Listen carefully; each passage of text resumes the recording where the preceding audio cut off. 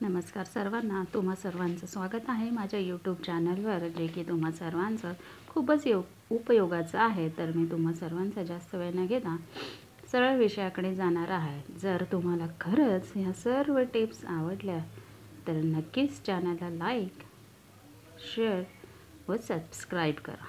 तर जाऊया आता टिप्सकडे, जी की आहे सर्दी व खोकल्याबद्दल.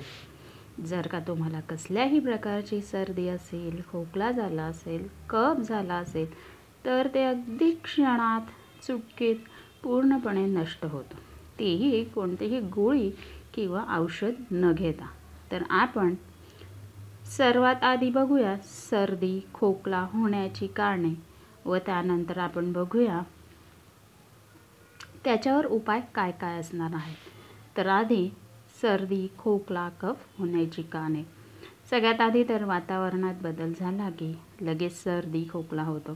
त्यानंतर तेलकट, तुपकट जरी आपण खाल्लं तरी कुणाकुणाला सर्दी ही लगेचच होत असते. सर्दी किंवा खोकला ही लगेचच होत असते. त्यानंतर कुणाला सर्दी ही एक ॲलर्जिकसुद्धा असू शकते व त्यामुळे सर्दी झाली की लगेचच खोकला हा होत असतो. आणि मग आपण सर्दी खोकला झाला की लगेचच डॉक्टरकडे जातो व गोळ्या औषधी घेतो किंवा मेडिकलमध्ये जातो व सर्दी, खोकला किंवा कफची औषधे आपण मागवत असतो. मग ही औषधं घेणं आपल्या आरोग्यासाठी खूप हानिकारक असते. वास्तविक जर बघितलं, सर्दी व खोकला, कफ हा काही मोठा आजार नाही आहे व ही केमिकलयुक्त औषधे खाणे ही शरीरासाठी खूपच घातक आहे.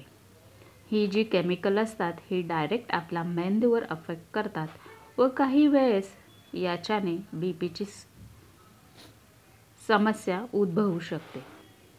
काही वेळेस विसरभोळेपणासुद्धा येऊ शकतो. जर कधी हे केमिकलयुक्त औषधी गर्भवती मातांनी सेवन केले तर होणाऱ्या बाळातसुद्धा याचे दुष्परिणाम येऊ शकतात. जर हे औषध तुम्ही नेहमी म्हणजे सतत घेत जर राहिले तर तुम्हाला विसरभोळेपणा, एखादी गोष्ट लक्षात न राहणे, विस्मरण होणे अशा विविध प्रकारच्या समस्या आपल्याला जाणवतात. म्हणूनच ही औषधे आपल्याला घ्यायची नसतात. जरी ही लक्षणे तात्काळ दिसत नसली तरी ही लक्षणे कालांतराने जाणवतात. तुम्हाला ही कसलीही कितीही सर्दी, खोकला, कफ झालेली असेल तरी ती मी आज सांगितलेल्या उपायाने क्षणात बरी होणार आहे. तर तुम्हाला काय करायचं आहे, आपल्या प्रत्येकाच्या घरात लसूण हा तर असतोच. तर हा जो लसूण आहे तो कोणत्याही प्रकारच्या सर्दीवर, खोकल्यावर व कफवर अत्यंत गुणकारी आहे. तर आपल्याला बघायचं आहे की ह्या लसणाचा कसा वापर करायचा आहे. तर आपल्याला लसूण हा डायरेक्टसुद्धा खाता येतो किंवा डायरेक्ट खाण्याची कुणाला समस्या असेल किंवा कुणाला आवडत नसेल तर तुम्ही तो लसूण तव्यावर बिना तेलाचा म्हणजे विदाऊट ऑइल भाजून घ्यायचा आहे. म्हणजेच कुठल्याही प्रकारचे तेल वापरायचे नाही आहे, डायरेक्ट फक्त तव्यावर भाजून घ्यायचा आहे. यासाठी आपल्याला फक्त 2 लसूण पाकळ्या घ्यायच्या आहे व लहान मूल जर असेल, जे असेल तर अर्धा पाकळी घ्यायची. याच्यात लसूण पाकळी थोडी कमी जास्त जरी झाली तरी काही हरकत नाही किंवा याचा कुठल्याही प्रकारचा साईड इफेक्ट नसतो.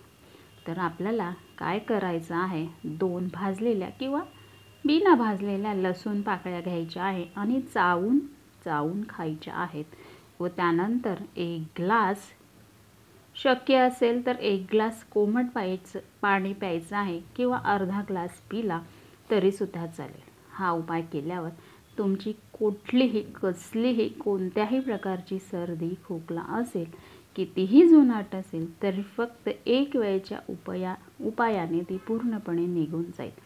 पण कफ जर असेल तर 2-3 वेळेस हा उपाय करावा लागणार आहे व त्यानंतर पूर्णपणे कफ हा बाहेर निघालेला असेल. हा उपाय तुम्ही करून बघा व याचा तुम्हाला किती फायदा झाला आहे हे तुम्ही नक्की कमेंटद्वारे मला सांगा.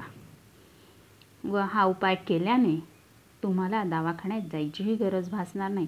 तुम्ही हा उपाय करून बघा व नक्की कमेंट करा की तुम्हाला उपयोग झाला आहे की नाही. व असेच नवनवीन उपाय बघण्यासाठी या चॅनलला सबस्क्राईब करा, लाईक करा व शेअर करा व मला नक्की कमेंटद्वारे कळवा की तुम्हाला नक्की फायदा झाला आहे का नाही व तुम्हाला यापुढे कोणते व्हिडिओ, कोणत्या आजारावर व्हिडिओ बघायला आवडेल ते नक्की सांगा. धन्यवाद.